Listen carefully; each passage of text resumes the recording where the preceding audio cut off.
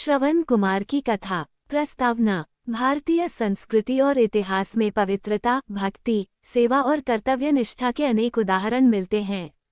इन्हीं उदाहरणों में एक अत्यंत प्रेरणादायक और हृदय स्पर्शी कथा है श्रवण कुमार की।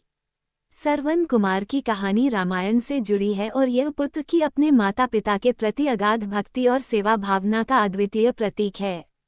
ये कथा बताती है कि किस प्रकार एक पुत्र अपने नेत्रहीन माता पिता की सेवा और उनकी इच्छाओं की पूर्ति के लिए अपने जीवन का बलिदान देने को भी तैयार हो जाता है। श्रवण कुमार का जीवन आदर्श पुत्र की परिभाषा है और उनकी कहानी आज भी हमें अपने माता पिता के प्रति कर्तव्यों और दायित्वों की याद दिलाती है। कथा का प्रारंभ बहुत प्राचीन काल की बात है। श्रवण कुमार अपने माता पिता के इकलौते संतान थे। उनके माता पिता नेत्रहीन थे और वृद्धावस्था में अपने बेटे पर पूरी तरह आश्रित थे।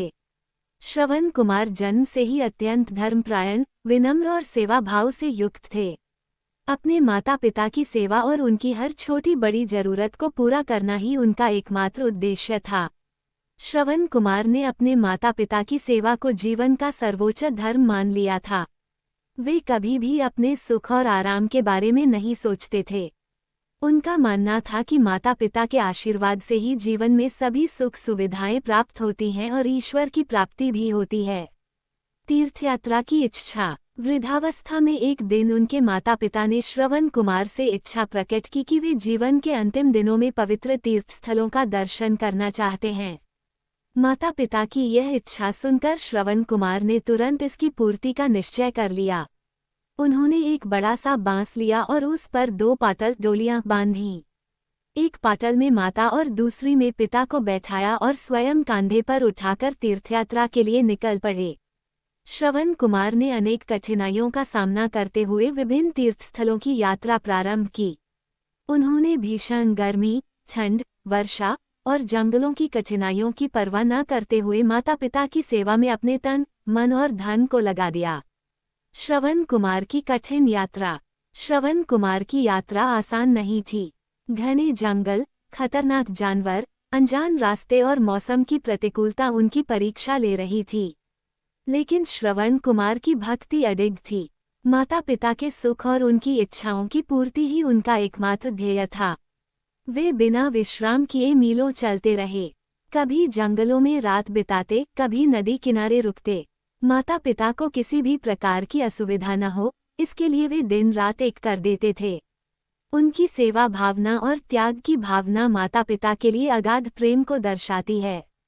घटना सरयू नदी के तट पर। तीर्थयात्रा के दौरान एक दिन श्रवण कुमार सरयू नदी के तट पर पहुंचे। उनके माता पिता ने प्यास लगने की बात कही। माता पिता की प्यास बुझाने के लिए श्रवण कुमार जल लाने नदी किनारे पहुंचे। संयोगवश उसी समय अयोध्या के राजा दशरथ जंगल में शिकार खेलने आए हुए थे। राजा दशरथ को शिकार में निष्णात माना जाता था और वे श्रवण वेद तकनीक से शिकार करने में माहिर थे। इसका अर्थ था कि वे केवल आवाज सुनकर निशाना साध लेते थे। जब श्रवण कुमार जल भर रहे थे, तब पानी के लोटे की आवाज सुनकर राजा दशरथ ने ये समझा कि कोई जंगली जानवर पानी पी रहा है। उन्होंने बिना देखे ही तीर चला दिया। तीर श्रवण कुमार को जा लगा। श्रवण कुमार का बलिदान। जैसे ही तीर लगने से श्रवण कुमार की कराहने की आवाज आई, राजा दशरथ को अपनी गलती का एहसास हुआ। वे तुरंत वहां पहुंचे और देखा कि एक युवक घायल अवस्था में पड़ा है। श्रवण कुमार ने राजा दशरथ को देखा और अंतिम सांसों में उनसे कहा, हे राजन, आपने बिना देखे तीर चलाकर मुझे घायल कर दिया है, परंतु मेरी चिंता मेरी मृत्यु नहीं है। मेरी चिंता मेरे नेत्रहीन माता पिता हैं, जो प्यासे मेरा इंतजार कर रहे हैं। कृपया आप उन्हें जल पहुंचा दें और मेरी मृत्यु का समाचार भी दें। ये कहकर श्रवण कुमार ने प्राण त्याग दिए। माता पिता का शोक और श्राप। राजा दशरथ अत्यंत दुखी हुए। उन्होंने श्रवण कुमार के माता पिता को खोजा और उनके पास पहुंचकर सारा वृतांत बताया। जैसे ही श्रवण कुमार के माता पिता ने अपने बेटे की मृत्यु का समाचार सुना, वे शोकाकुल हो गए। श्रवण कुमार के माता पिता ने राजा दशरथ से कहा, हे राजन, आपने हमारे इकलौते पुत्र को हमसे छीन लिया है। अब हम जीवन में अंधकार में रह गए हैं। हमारे जीवन का एकमात्र सहारा चला गया। हम आपको श्राप देते हैं कि जैसे आज हम अपने बेटे के वियोग में तड़प रहे हैं, वैसे ही एक दिन आपको भी अपने पुत्र के वियोग में तड़पना पड़ेगा। ये कहकर वे भी प्राण त्याग कर स्वर्ग सिधार गए। श्रवण कुमार की कथा का प्रभाव। श्रवण कुमार की कथा केवल भक्ति और सेवा का उदाहरण नहीं है, बल्कि यह राजा दशरथ के जीवन में आगे घटने वाली घटनाओं की भूमिका भी बनती है। यही श्राप आगे चलकर सत्य हुआ, जब भगवान श्रीराम के वनवास के कारण राजा दशरथ अपने पुत्र के वियोग को सहन नहीं कर सके और प्राण त्याग दिए। श्रवण कुमार का जीवन आज भी हर उस पुत्र के लिए आदर्श है, जो अपने माता पिता की सेवा और भक्ति को अपने जीवन का उद्देश्य मानता है। उनकी कथा दर्शाती है कि सच्ची भक्ति केवल ईश्वर की पूजा करने में नहीं, बल्कि अपने माता पिता की सेवा और उनके प्रति समर्पण में भी है। श्रवण कुमार की शिक्षाएं। 1. माता पिता की सेवा ही सर्वोच्च धर्म है। श्रवण कुमार ने अपने माता पिता की सेवा को अपने जीवन का उद्देश्य बना लिया था। उनका मानना था कि माता पिता के आशीर्वाद से ही जीवन में सफलता प्राप्त होती है। 2. कर्तव्य पालन में अडिग रहना। कठिनाइयों और संघर्षों के बावजूद श्रवण कुमार ने अपने माता पिता की तीर्थयात्रा की इच्छा को पूरा करने का निश्चय किया और अपने कर्तव्य से कभी पीछे नहीं हटे। 3. त्याग और बलिदान की भावना।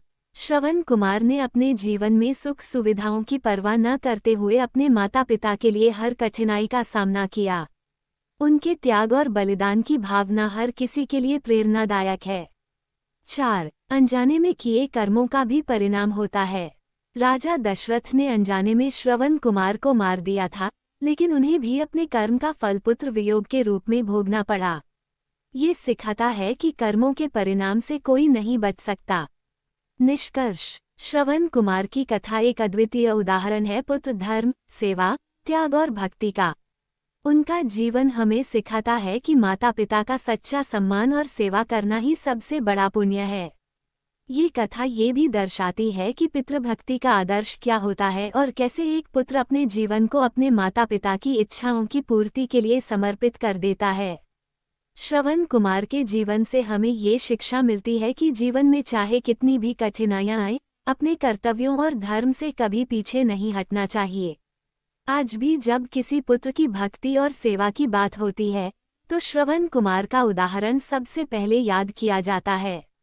उनकी पवित्र कथा हमें यही सिखाती है कि सच्चा सुख और मोक्ष माता पिता की सेवा में ही निहित है।